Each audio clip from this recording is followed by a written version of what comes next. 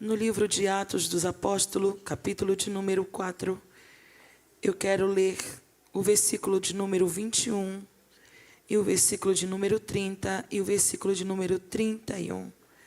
Atos dos Apóstolos, capítulo de número 4, versículo de número 21, e logo após o versículo de número 30 e versículo de número 31. Diz assim um texto sagrado: mas eles ainda os ameaçaram mais, e não achando motivo para os castigar, deixaram-nos ir por causa do povo, porque todos glorificavam a Deus pelo que acontecera. Verso 30. Enquanto estendes a tua mão para curar, e para que se façam sinais e prodígios pelo nome do teu santo Filho, Jesus.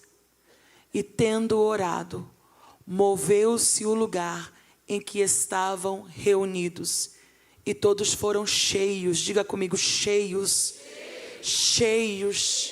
do Espírito Santo, e anunciavam com ousadia a palavra de Deus.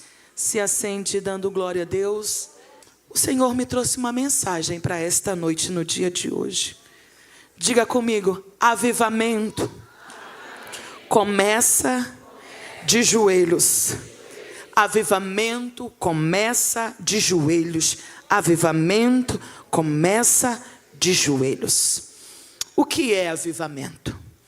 Avivamento é o ato de vivificar, de dar vida, de receber vida, de se tornar algo mais intenso, mais real.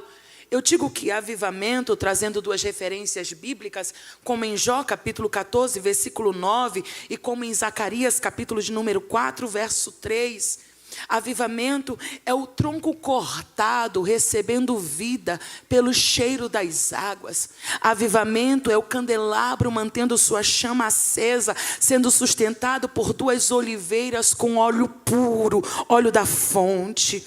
O avivamento nos torna mais ativos no reino de Deus. O avivamento nos torna fervorosos, acende em nós a maior intensidade espiritual e renova em nós a dedicação completa a Deus. Avivamento trata-se de um renovo que pode acontecer primeiro ou de forma individual, depois ou de forma coletiva, mas que sempre é transbordante.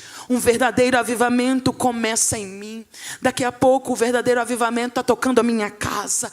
O avivamento está tocando a minha congregação. Não apenas a minha congregação. O avivamento está tocando os setores. O avivamento toca um bairro. O avivamento toca uma cidade. O avivamento toca um estado. O avivamento toca uma nação. Porque todo verdadeiro avivamento, ele é progressivo.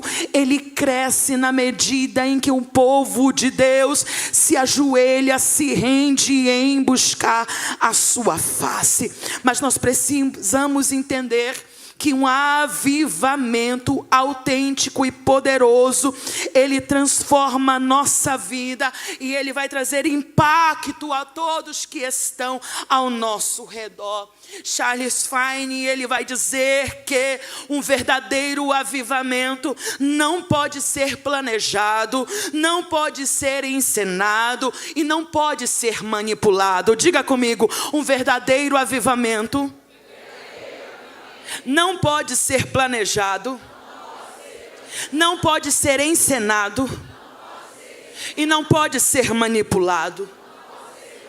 Isso porque o verdadeiro avivamento é fruto do Espírito Santo de Deus. O avivamento quem produz é o Espírito. O avivamento quem faz acontecer é o Espírito. Avivamento é o Espírito atuando na igreja. Avivamento é o Espírito tocando corações. Avivamento é o Espírito incendiando a chama pentecostal. Avivamento não pode ser manipulado porque não vem de homens, não pode ser ensinado encenado, porque não é de homens e não pode ser agendado. Porém, um avivamento pode ser buscado, pode ser orado, pode ser pedido, porque quanto mais orarmos, pedindo fogo, pedindo Pentecoste, pedindo avivamento, o Espírito de Deus se manifesta na igreja. Eu concordo com uma frase de Billy Graham que diz que somente o Espírito Santo de Deus pode rejuvenescer um cristão cansado. Somente o Espírito Santo pode cativar um crente indiferente. E somente o Espírito Santo pode cativar uma igreja seca. Somente o Espírito Santo pode fazer essas três coisas. No entanto, para isso acontecer, nós precisamos buscar com avidez. Nós precisamos orar. Avivamento tem preço. Avivamento não vem de graça. Avivamento não vem com show. Avivamento não vem de qualquer jeito. Avivamento vem com jejum. Avivamento vem com renúncia. Avivamento vem com lágrimas. Avivamento vem com quebrantamento. Quer um exemplo disso? Joel capítulo 2. Tocai a trombeta em Sião. É um convite solene. Avivamento é um convite solene. Tocai a trombeta em Sião. Saí o noivo e a noiva da recâmara. Para mim é um dos versículos que traz impacto ao meu coração. Porque avivamento está acima das nossas ações pessoais. Avivamento está acima dos meus prazeres pessoais. Avivamento está acima de qualquer coisa na vida que se trata de secular. Avivamento é prioridade, avivamento é busca, avivamento é choro, avivamento é quebrantamento, avivamento é joelho dobrado, avivamento é lágrimas caindo e lenços sendo molhados. Quando eu li esse texto, eu me fiz uma pergunta: por que ultimamente ouvimos falar tanto sobre avivamento? Há sermões sobre avivamento. Há canções sobre avivamento. Existem livros sobre avivamento. E eu já preguei em conferências sobre avivamento. Entretanto, na mesma proporção que se cresce o interesse de conhecer um avivamento, isso fica na teoria nos dias de hoje. Isso está na teoria, mas não está na prática. Porque é uma contradição. Ao mesmo tempo que cresce o interesse em conhecer o avivamento genuíno, percebe-se que ainda há e permanece como uma realidade distante para muitos. Porque o avivamento histórico que aconteceram na história da igreja, hoje reflete um tipo de saudade. Mas diz o Senhor através da minha boca: se o meu povo orar, isso não será saudade. Isso não será uma lembrança. Isso pode ser hoje, é para amanhã, é para agora. Isso pode acontecer instantaneamente com você. Fala-se bastante sobre avivamento. Canta-se bastante. Mas pouco se experimenta o fato e o mover transformador do verdadeiro avivamento. E a minha pergunta, enquanto eu meditava na palavra, foi: por que hoje em dia se canta, se ensina, se orienta? Qual é o problema? O que está acontecendo? Para que essas verdades não fiquem apenas no intelecto, mas se tornem ações diretas para com Deus e para com o Espírito Santo. O que é que está acontecendo conosco? Eu lembro de um dia, de estar ministrando em uma das conferências, aqui no estado de São Paulo. Eu e o meu esposo temos hábito de chegar meia hora antes do culto, em qualquer lugar. Em qualquer lugar. O pastor da igreja estava orando, ele chegou 6 horas da tarde.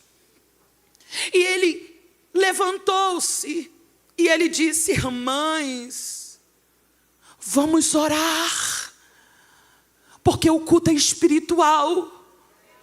E sem combustível espiritual, não tem mover espiritual. Ele dobrou o joelho e voltou a orar novamente. E o paralelo das conversas continuaram na igreja. Ele levantou pela segunda vez, com a voz embarcada, e novamente ele disse: irmãs, vamos orar. O culto é espiritual, o mover é do Espírito. Mas se não orarmos, Deus não vai se manifestar. Na terceira vez ele voltou a dobrar os joelhos. E ele clamava: tem misericórdia do teu povo, Senhor. As palavras desse pastor ficaram no meu coração. Ora, temos tanta dificuldade para orar quando chegamos na igreja. Imagine para pedir um avivamento. Se isso vai exigir da gente uma renúncia diária.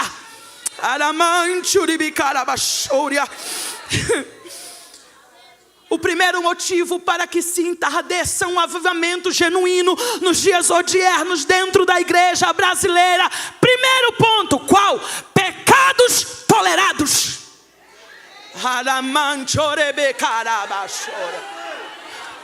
Estão tratando o pecado como qualquer outra coisa. Vamos ocultar o pecado, vamos tratar diferente. Não pode ofender, senão vai sair. Ei, aprenda com Davi: o maior ofendido com o meu pecado é Deus. Eu pequei, disse Davi no Salmo 51, contra ti, Senhor, somente contra ti eu pequei. O Espírito de Deus não atua em um cenário profanado.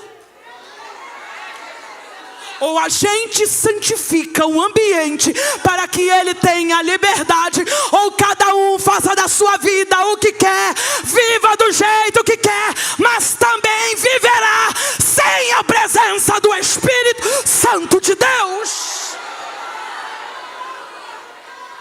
Pecados tolerados, pecados aceitos, pecados admitidos, pecados escondidos, pecados ocultos. E enquanto isso a chama se apaga, porque se a cinza não for tirada do altar, não entra lenha nova e nem tem como acender a chama. Se a cinza não for tirada do altar, não entra lenha nova e nem se acende a chama. Deus disse isso a Arão e a sua descendência: uma roupa para o sacrifício, outra roupa para tratar a cinza.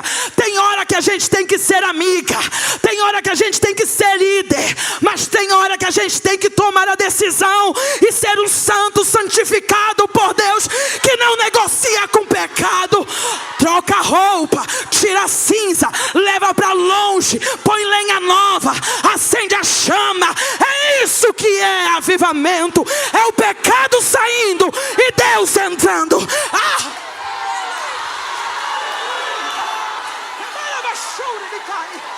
Isso é avivamento, é a imundície sendo lavada pela palavra de Deus, a igreja sendo pura para Ele.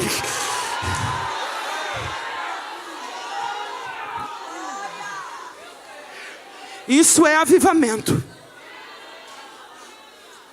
Eu lembro de um sonho que há muito tempo o Senhor me deu. E o Senhor me dá a ordem de contar hoje e aqui. Um dia eu tive um sonho, não foi um sonho, foi uma visão e uma revelação. Eu adentrava em uma igreja muito linda, com vidros coloridos nas suas janelas. Um púlpito de madeira alto, envernizado. E uma personagem entrava comigo, eu creio que era um anjo do Senhor. Eu não vi o seu rosto, mas ele entrava comigo na minha retaguarda. E eu dizia para ele: que lugar lindo, que templo majestoso. Ele dizia: o problema de vocês é que vocês não veem o que eu vejo. Dá uma volta comigo, vamos por detrás do templo. E eu lembro que naquela visão, um cano de esgoto conectado ao púlpito e ao altar desaguava em um rio sujo.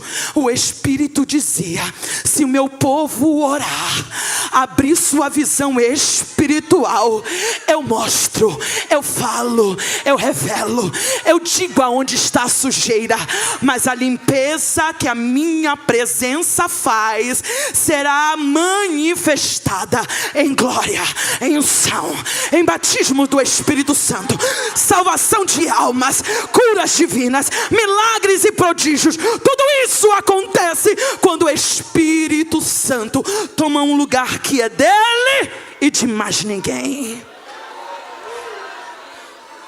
Segundo ponto, para que um avivamento se entardeça no Brasil: superficialidade espiritual.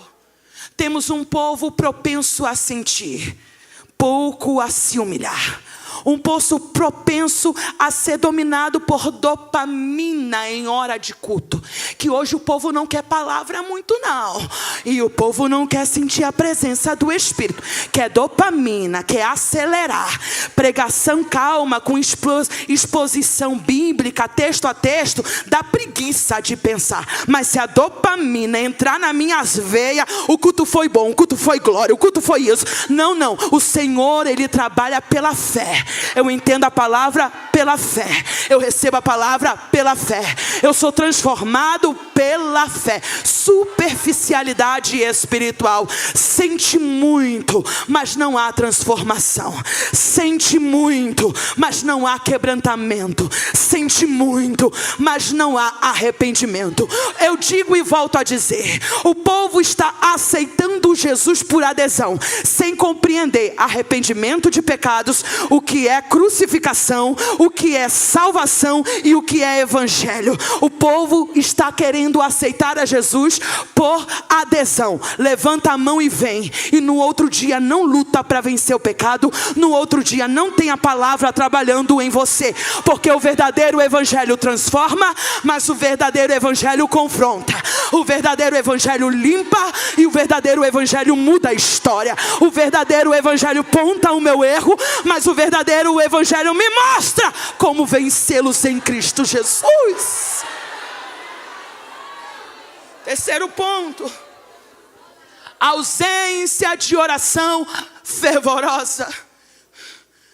Eu pergunto a você que me ouve, e eu trago essa pergunta para o meu coração também: quanto tempo faz que você orou pela última vez fervorosamente? Fervorosamente. Quando foi a última vez que lá na tua casa, lá no teu quarto, os teus filhos tiveram que acordar porque tinha uma mulher orando fervorosamente? O teu marido teve que sair da cama de madrugada porque te encontrou de joelho em lágrimas, o travesseiro molhado, porque você estava orando fervorosamente. E orar fervorosamente não é apenas com gemidos silenciosos. Orar fervorosamente é abrir a boca nos quatro cantos da casa, é abrir a boca nos quatro cantos do templo, é dizer para Ele: me usa, me limpa, faz de mim, toma minha vida, me incendeia, toma a minha alma, me usa com unção, uma unção sem barreiras, uma unção sem limite. Toma minhas mãos para curar os enfermos, toma minha boca para liberar a palavra, toma minha visão e me mostra o mundo espiritual. Porque orar fervorosamente é a oração dos soldados que entraram numa batalha. Ah, minha irmã, orar fervorosamente é os soldados fazendo barulho porque entraram em uma batalha.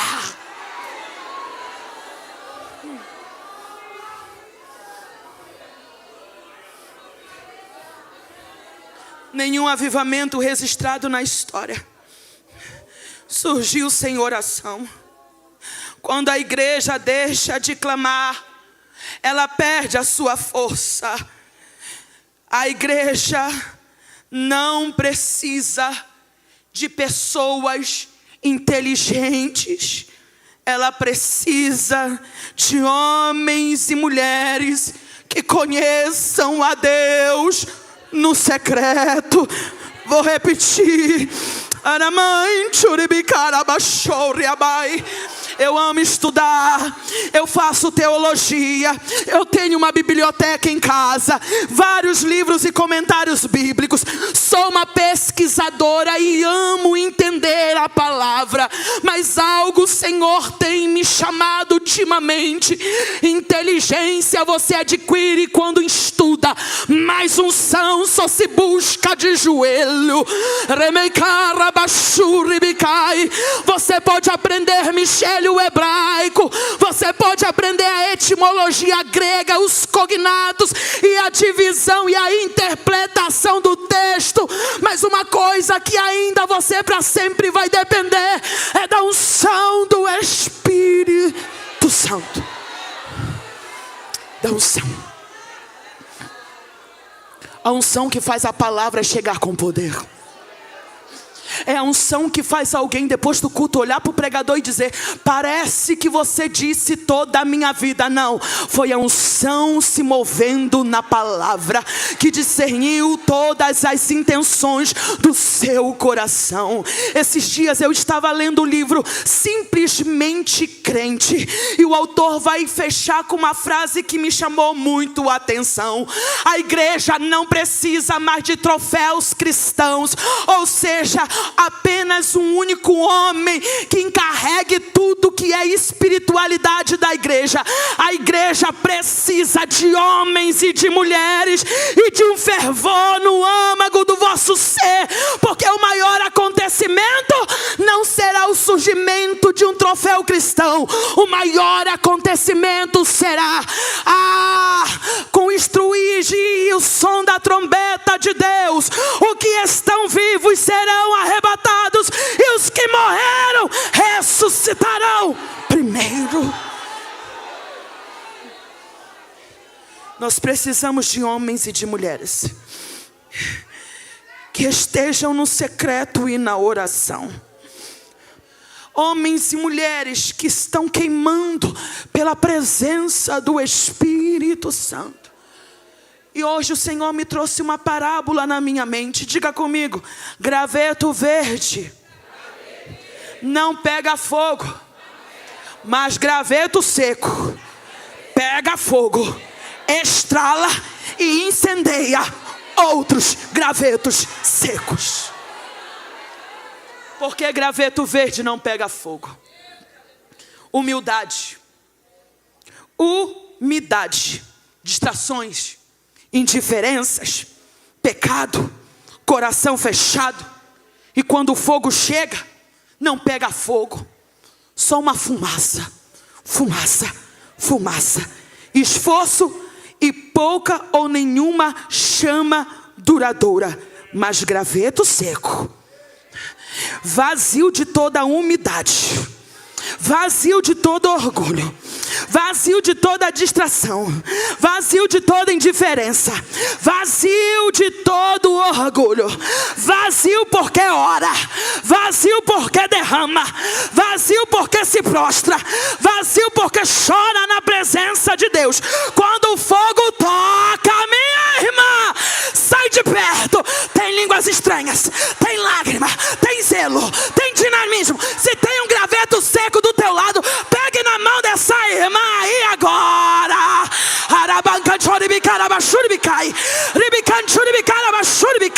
Porque os gravetos secos preparados para pegar fogo vão falar em línguas agora. Agora, um minuto e eu me calo para você adorar.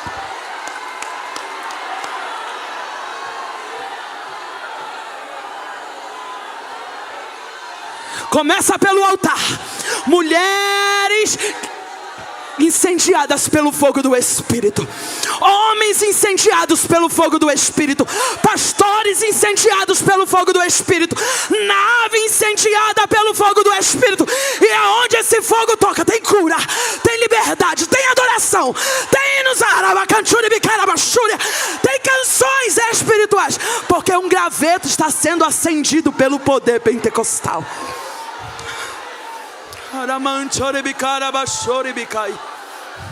Isso. Se tem profecia, entrega. Se tem línguas estranhas, libera. Se tem dons espirituais em exercício, seja tocada agora pelo poder do Espírito Santo de Deus, começando em mim.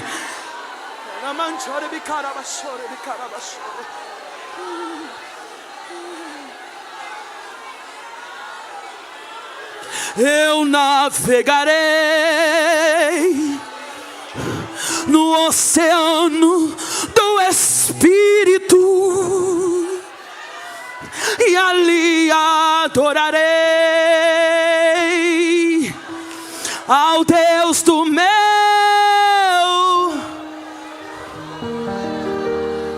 Eu adorarei ao Deus da... Olha o graveto seco chorando. E ali... Olha o graveto seco recebendo brasa do alto. Olha, manchore bicara, vocês oraram, minhas irmãs. Espírito, Espírito, que desce como fogo. Fica de pé para adorar se tiver liberdade. Vem como em pé.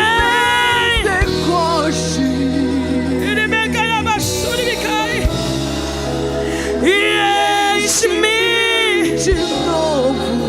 Dá para você pedir: enche-me, enche-me, enche-me. Espírito, Espírito, toca em mim, eu estou pronta para ser aceso. Toca em mim, eu estou pronta para ser incendiada.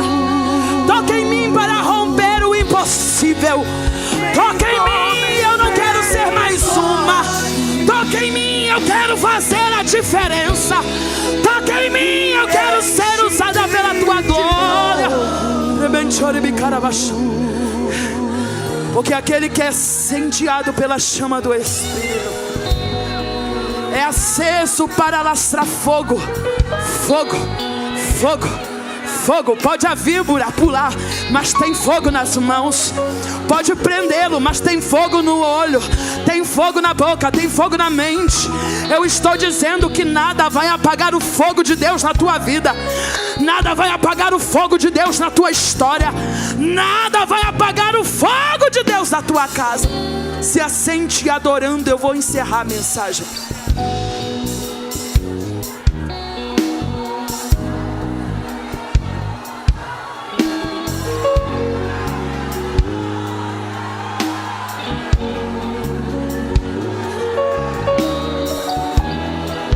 Uma vez tocada por esse fogo, não dá para ser igual. Não dá para ser a mesma, não dá. O texto que eu li com a igreja, capítulo 4, uma grande cura. Um homem aleijado de 40 anos. Porque avivamento é isso. É dar Jesus aos outros. Não tenho ouro, não tenho prata, mas o que eu tenho eu te dou. Levanta e anda em nome de Jesus. Esse milagre faz com que Pedro e João ganhem opositores, inimigos. Eles são levados presos e ameaçados. Só que não tinha como culpá-los, porque diz o texto que Pedro e João falavam com autoridade. Porque avivamento nos dá o quê? Autoridade. Eles são capacitados com autoridade. No versículo de número 19... Contudo, Pedro e João propuseram-lhe: julgai-vos mesmo se é justo diante de Deus obedecer a vós mais do que a Deus. Porque a chama pentecostal faz o crente avivado obedecer a Deus. Ameaçado, mas obedece a Deus. Vai ser hostilizado, mas obedece a Deus. Vão olhar com cara feia, não tem problema. Eu estou obedecendo a Deus. Vai ser preso, não tem problema. Eu sei a quem obedeço. E como diz Miqueias, eles estão cheios de falsas profecias, mas eu estou cheio do Espírito Santo de Deus. Eu sei quem me usa, eu sei quem me leva, eu sei quem operou milagre, eu sei quem está tomando a minha vida. Eu estou obedecendo a Deus. E diz o texto no versículo 21, e os ameaçando ainda mais. Diga comigo, e os ameaçando ainda mais. Versão King James, eles já estavam debaixo de ameaças. Vocês serão presos, viu? Agora a ameaça vai para o sentido da morte. Cuidado, se vocês continuarem falando deste homem, vocês vão morrer. Ameaçando ainda mais. Ameaçando ainda mais. Os deixaram ir, diga, os deixaram ir. Deixa eu falar algo a vocês que o Senhor ministrou agora ali, lendo esse versículo. Michele, irmã Michele, sobre a forte ameaça dos opositores, das ideologias, do governo que está aí, a igreja vai fechar? Não. Vão nos proibir de fazer culto? Não. Vão querer nos deixar soltos? Sim. Mas debaixo de muita ameaça. Podem pregar, mas não prega contra isso. Podem orar, mas não ora a favor disso. Podem evangelizar, mas não fala de Jesus não. Que diabo é esse que atua desde os Atos dos Apóstolos até o dia de hoje? Quer deixar o povo crente solto, mas quer prender a boca, né? Quer deixar os crentes soltos, mas não pode pregar sobre família. Quer deixar a igreja solta, mas não pode tocar em alguns temas. Quer deixar a igreja solta, mas não pode confrontar pecado. Quer deixar a igreja solta, mas não pode falar de homossexualismo. Quer deixar a igreja solta, mas não confronta a nossa festa de carnaval, não. Quer deixar a igreja solta, mas não entra na universidade.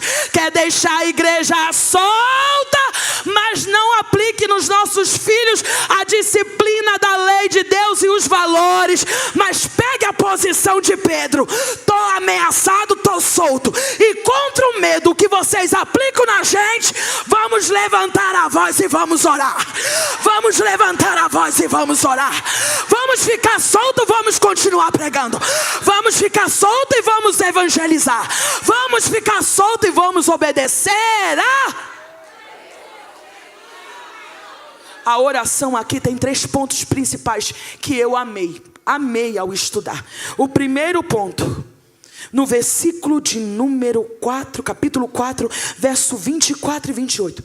Olha, Pedro é solto, João é solto. Só que estão o quê? Debaixo de muito medo. Debaixo de muito intimidados ao extremos. Mas quem ora não é escravo do medo.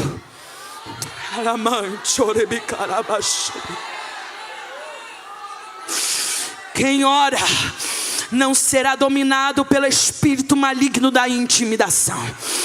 Quem ora não se cala. Quem ora sabe aonde vai receber coragem. Quem ora sabe aonde pedir ousadia. Quem ora sabe aonde pedir poder.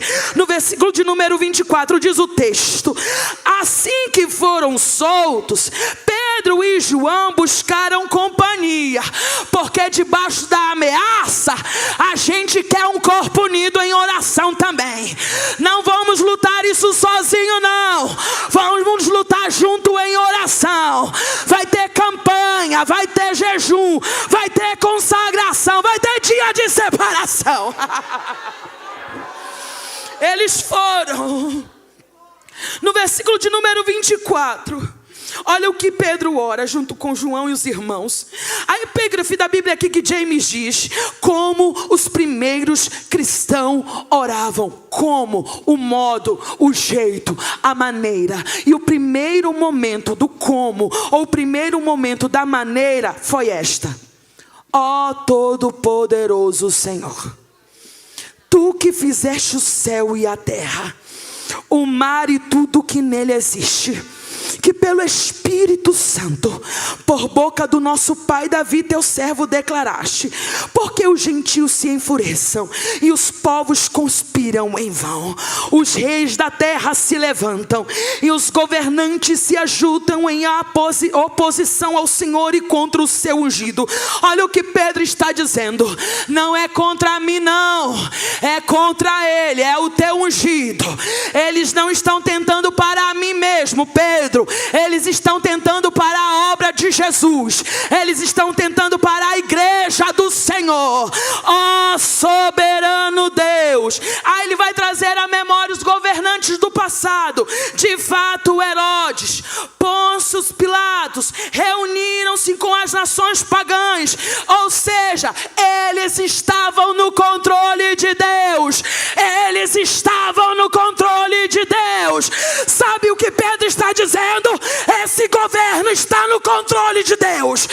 Os políticos estão no controle de Deus. O judiciário está no controle de Deus.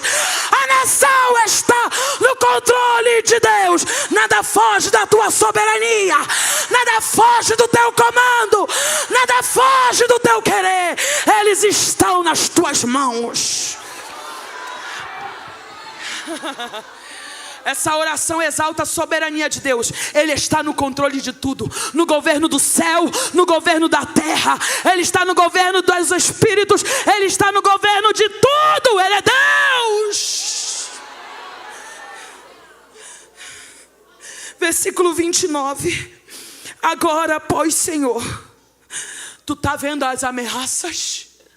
Tu está vendo, Senhor, a intimidação? No meio de tudo isso, nos capacita.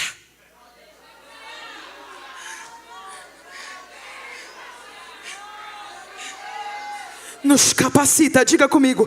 No meio das ameaças, no meio da intimidação, ainda que eles se vinguem contra nós, nos capacita. Nos capacita. Sabe o que ele está dizendo?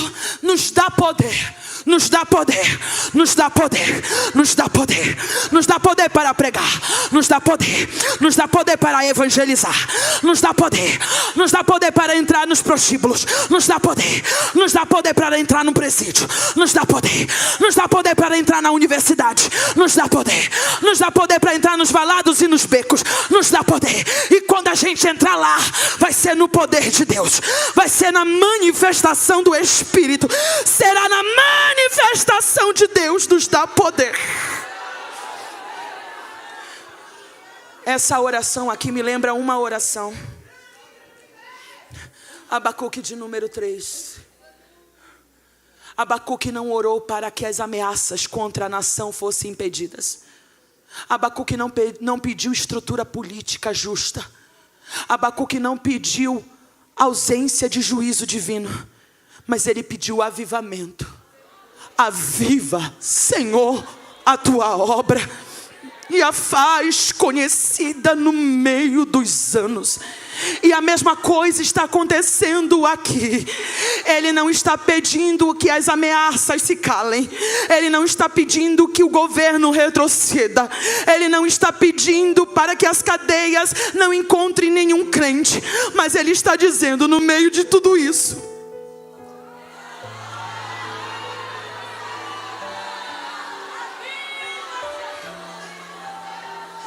me dá poder. Nos reveste de poder. Nos dá ousadia para pregar. Nos dá unção para evangelizar. Porque se eu tiver poder na minha vida, eu não temo os homens, eu não tenho os demônios, eu não temo. Se eu tiver poder na minha vida, eu vou aonde o Senhor mandar. Se você pode, levanta suas mãos por um minuto. Dá para você orar e dizer, nos dá poder, Jesus. Quando as ameaças vierem contra mim por causa da minha obediência, que me falte tudo, mas não me falte unção, não me falte poder. Que quando o cansaço das guerras sobrecarregarem o meu corpo, não me deixe faltar unção, não me deixe faltar poder.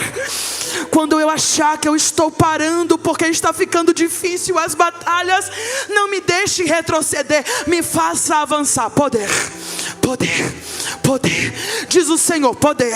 Para quem pedir eu dou poder, para quem pedir eu dou poder, para quem clamar eu dou poder. Eu capacito, eu te dou ousadia, eu te dou coragem, eu te faço ir além das tuas possibilidades. Quando você achar que o medo vai te travar, o poder vai te empurrar para fazer o extraordinário para Deus. Poder, poder.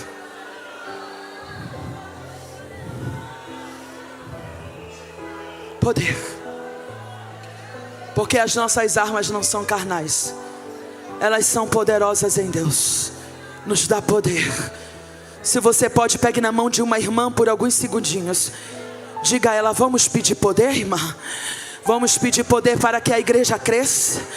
Vamos pedir poder para que Jesus traga as almas e a gente pregue a elas. Vamos pedir poder para discipular os novos convertidos. Vamos pedir poder para expulsar espíritos malignos. Vamos pedir poder para que as obras das trevas retrocedam e o reino de Deus avance através de nós. Vamos pedir poder. E se o que eu ministro agora vem com poder e autoridade, quem está orando vai receber uma carga de poder. Uma carga de unção, uma carga de ousadia, carga de coragem. Amanhã você vai levantar corajosa. Você vai dormir na ousadia de Deus e a obra vai continuar através de você.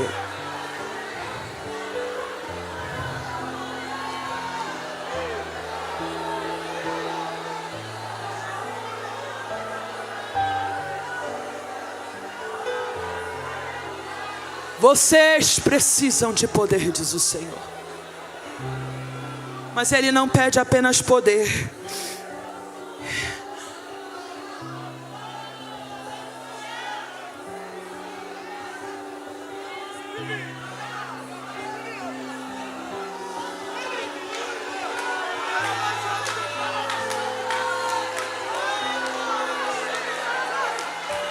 Foi no poder que o leão calou a boca. Foi no poder que o sol parou. Foi no poder que Elias orando caiu fogo do céu. Foi poder que orando fez cair chuva na terra. Foi poder que Sansão quebrou o leão no meio. Foi no poder que a igreja avançou. E é no poder do Espírito que ela permanece.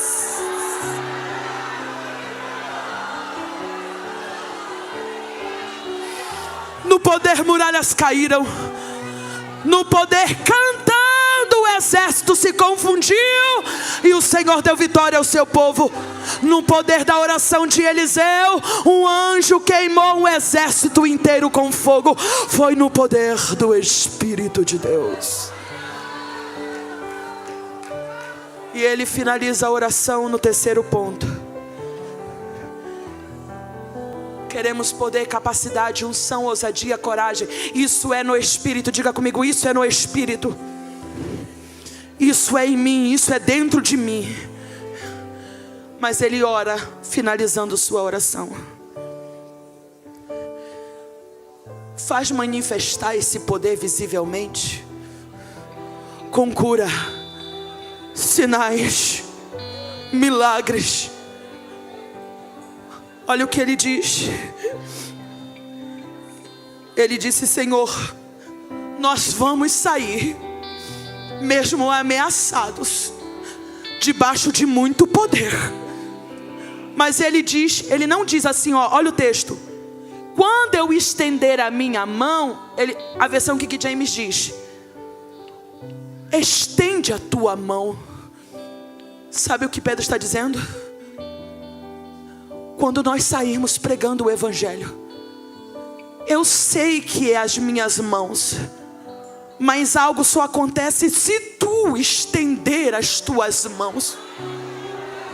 Eu vou representar isso. Quando eu pregar, segura aqui para mim, irmã. Quando eu pregar com ousadia e levantar as minhas mãos, põe as tuas mãos nas minhas mãos.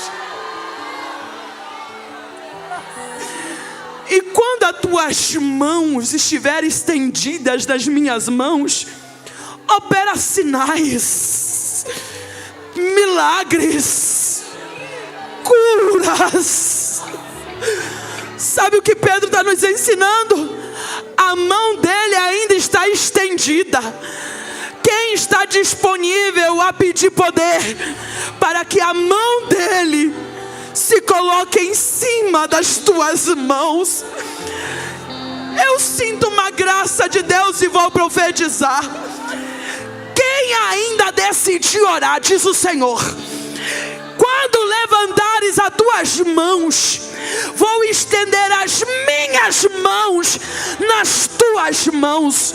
O câncer vai sair, o tumor vai sair, o espírito maligno vai sair gritando, almas vão vir chorando. Não é a tua mão, é a minha mão nas tuas mãos.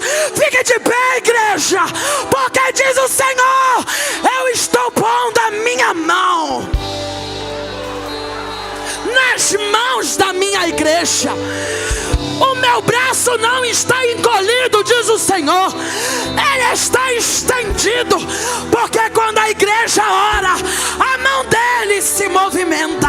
Quando a igreja ora, a mão dele cura, a mão dele batiza, a mão dele salva, a mão dele aviva, a mão dele expulsa demônio, a mão dele convence, a mão dele cura. Tem sinais, tem prodígios, e eu vou fazer um convite aqui à frente. Eu sei que o lugar está pequeno, mas eu quero chamar mulheres aqui à frente que para esse tempo quer ver a mão de Deus sobre as suas mãos. Saia do seu lugar e eu quero orar com você aqui agora. Sinais, prodígios, maravilhas. Sinais, prodígios, maravilhas. Sinais, prodígios, maravilhas. Sinais, prodígios, maravilhas. E os sinais seguirão os que creem. Tem fé, tem sinal. Tem fé, tem sinal. Tem fé, tem sinal. Tem fé, tem sinal. Tem fé, tem sinal, diz o Senhor. Vai, grupo, recebe a unção de ousadia, unção de conquista. Põe a tua mão sobre a nossa mão, Senhor. Isso! Recebe cura, recebe ousadia, recebe coragem. Vai lá na tua casa, põe a tua mão e a mão dele estará com você. Põe a tua mão e a mão dele estará com você. Recebe a cura. Sinais, curas, prodígios. Enquanto nós pregamos, revela sinais. Seja renovada com o Espírito Santo. Seja batizada pelo Espírito Santo. Se faz tempo que tu não fala em línguas, fale agora, fale agora, fale agora, fale agora. A mão dele está sobre nós. A mão dele está sobre nós. O que é avivamento? É a mão de Deus com o seu povo. É a mão de Deus com o seu povo. Recebe cura, recebe milagre, recebe restauração, porque a mão dele é com a igreja. Não é a mão de Pôncio Pilatos, não é a mão dos saduceus, não é a mão dos fariseus, não é a mão do sinédrio, não é a mão do governo corrupto, não é a mão do judiciário, é a mão de Deus que está com o seu povo. Recebe essa palavra de esperança. Você vai em casa em paz, você vai acordar em paz, porque a mão de Deus é com o seu povo. Levante as mãos e eu vou orar em posição de quem está se rendendo e recebendo autoridade. Eu sei quando eu estou pregando, Eu sei quando eu estou ensinando, e eu sei quando eu estou profetizando. E agora eu estou profetizando. Espírito Santo de Deus, a cada mão estendida agora, toca com fogo do teu Espírito. Toca fogo, fogo, fogo nas mãos, fogo nas mãos. Fogo, chama, fogo, chama, fogo, chama. Fogo, fogo, fogo. Como um sinal, Senhor, visível da tua glória. Fogo, fogo, porque a tua mão está sobre as mãos delas. A tua mão está sobre as mãos delas.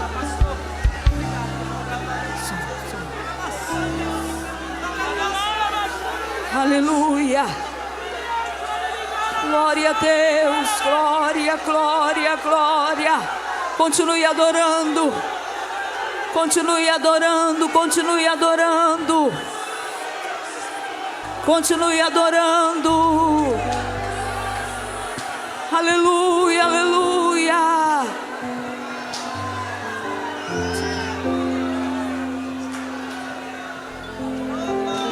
E Ele está aqui. Tem glória dele aqui, tem cheiro dele aqui, e a resposta é fogo sobre o altar. E tudo que é mentira está sendo consumido. Deixa eu adorar. E ele está aqui, tem glória dele aqui. Baal tem que cair, profetas da mentira irão se dobrar, irão reconhecer, terão que confessar. Só há um Deus em toda a terra e céu, e outro igual não há. Cante! E ele está aqui, tem glória dele aqui, tem cheiro dele aqui. Sua resposta é fogo sobre o altar. E tudo que é mentira está sendo consumido. Deixa eu adorar. Ele está aqui, tem glória dele aqui. Baal tem que cair, profetas da mentira irão se dobrar, irão reconhecer, terão que confessar.